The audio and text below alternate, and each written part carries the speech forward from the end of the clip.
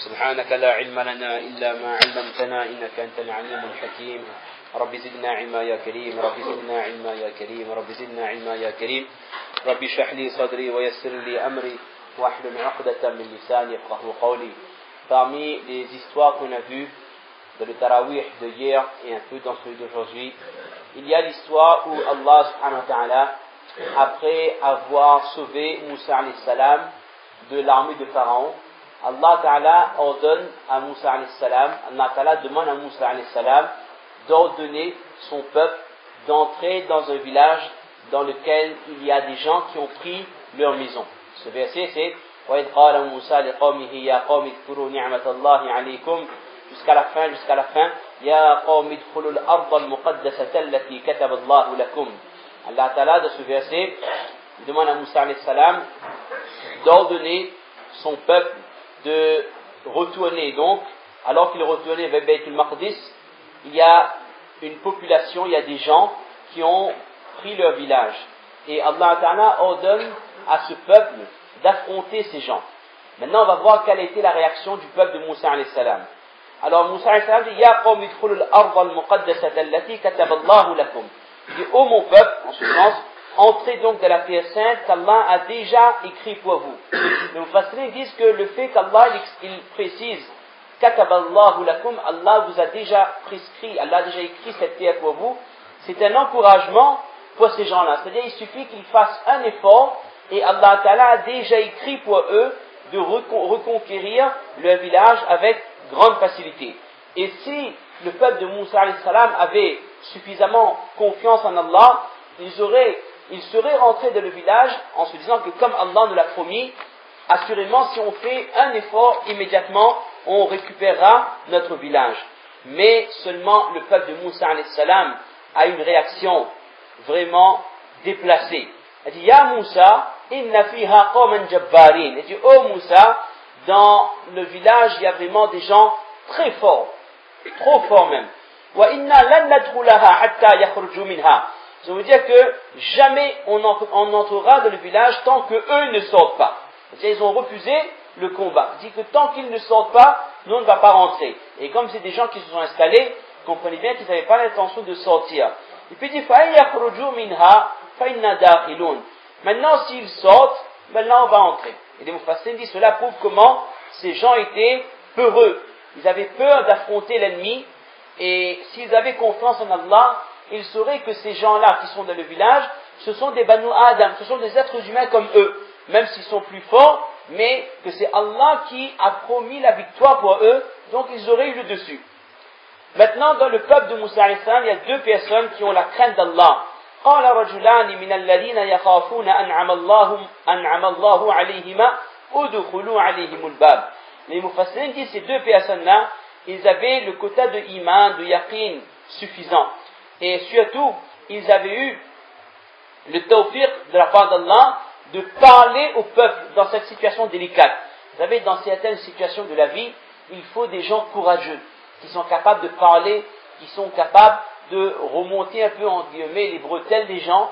Et ces deux personnes, ils ont conseillé le peuple, faites pas ça. Ils ont dit, entrez. Ils ont expliqué que c'est Udkhulu alayhimul bab, fa idha dakhaltumuhu fa innakum ghalibun. Elle dit que la seule chose qu'Allah vous demande, c'est d'entrer dans le village. Si vous entrez, automatiquement, Allah Ta'ala vous accordera la victoire. Et ils ont dit à la fin, ayez confiance en Allah. Si vous êtes mu'min, si vous avez iman, ayez confiance en Allah. Là, logiquement, avec un tel discours, ça doit faire l'effet sur ces gens. Mais le peuple de Moussa alayhi salam avait le cœur bouché. Et lorsqu'on a le cœur bouché, alors aucun discours ne fait des effets. C'est comme dans le hadith quand le prophète sallam explique c'est quoi le ra'i, c'est le point noir sur les cœurs. Lorsqu'un musulman bien sûr accomplit un péché, il y a un point noir sur le cœur. S'il demande pardon, le point noir s'efface.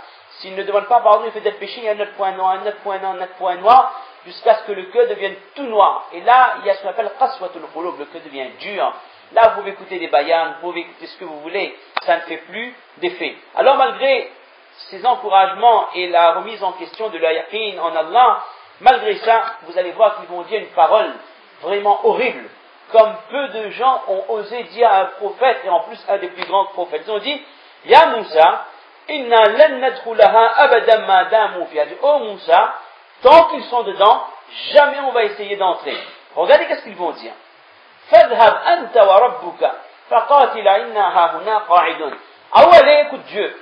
Allez, vas-y avec ton Dieu et combattez ces gens. Nous on t'attend là, on reste assis. Regardez le manque de respect que le peuple de Moussa alayhi salam, regardez quel genre de paroles ils ont osé dire à Nabiullah Moussa alayhi salam. Alors, les Mufassirin disent également, regardez la différence qu'il y avait entre le peuple de Moussa alayhi salam et le peuple de notre communauté, donc les Sahaba, ceux qui étaient avec le prophète sallallahu alayhi wa sallam, lors de la bataille de Badr. Notre prophète sallallahu alayhi wa sallam, il essaie de voir les Sahaba, certains Sahaba, est-ce qu'ils sont volontaires pour affronter les Quraysh, qui sont, on le rappelle, ils avaient combien de Sahaba? 313, après ça m'adresse ça. Et combien de Quraysh? 3 fois plus, à peu près 900. Badr, 3 fois plus. Uhud, 3 fois plus, d'accord? Donc, regardez la réponse. Il dit, ô prophète d'Allah, même s'il fallait sauter la mer, même s'il fallait faire telle chose, d'autres exemples ils ont donné, tout de suite on se serait joint à toi, ô prophète d'Allah, et jamais on dirait, comme le peuple de Moussa a dit, vas-y, toi et ton Dieu, combat, et nous on attend ici. Mais on te dit plutôt, ô prophète d'Allah, vas-y, toi et ton Dieu, et nous venons avec toi, et inna ma'akuma muqatilun, on va combattre auprès de toi contre l'ennemi. Ça c'était le courage des Sahaba, rien à voir avec la naïveté, rien à voir avec la lâcheté, c'est un mot qu'il faut utiliser, la lâcheté du peuple de Moussa alayhi salam. Et puis, Moussa alayhi salam était désespéré, il dit, oh Allah, je ne peux rien faire de plus.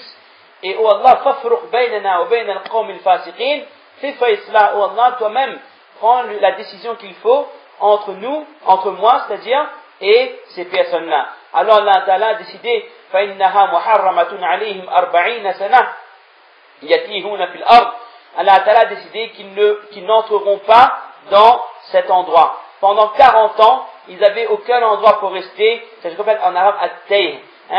Ils passaient d'un endroit à l'autre, ils n'avaient aucun endroit pour rester. Et ça, c'était une punition dans ce dunya, avec l'espoir que le jour de Qiyamah, il n'aurait pas de punition, parce que Allah Ta'ala les a déjà éprouvés dans le dunya. Et les Mufassirin disent que ça c'est extrêmement important. Parfois, et ça c'est valable pour tout le monde, parfois à cause d'un péché, Allah Ta'ala peut nous punir. De quelle manière? Allah Ta'ala il peut reprendre un ni'mat qu'il nous a donné.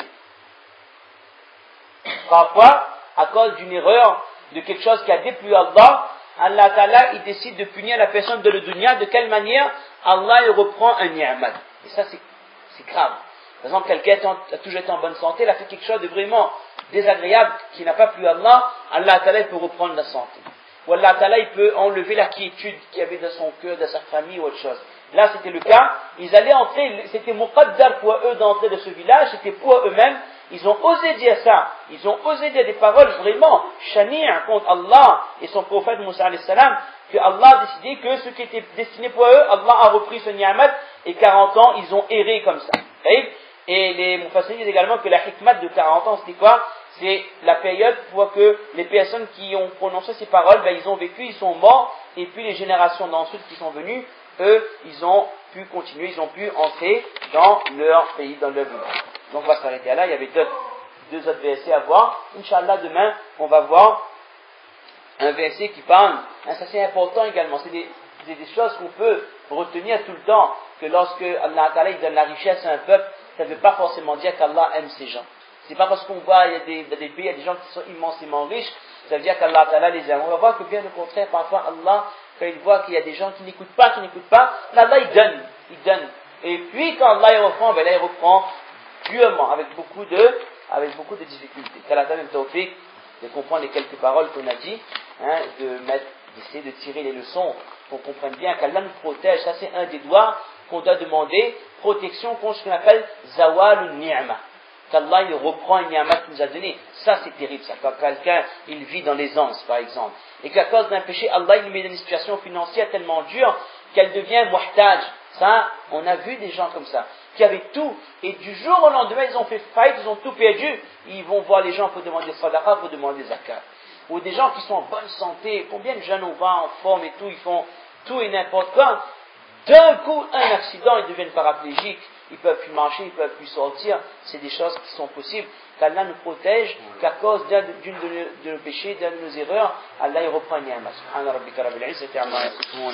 Salamun ala al-mursalin. Walhamdulillahi rabbil alamin. Jazakumullah.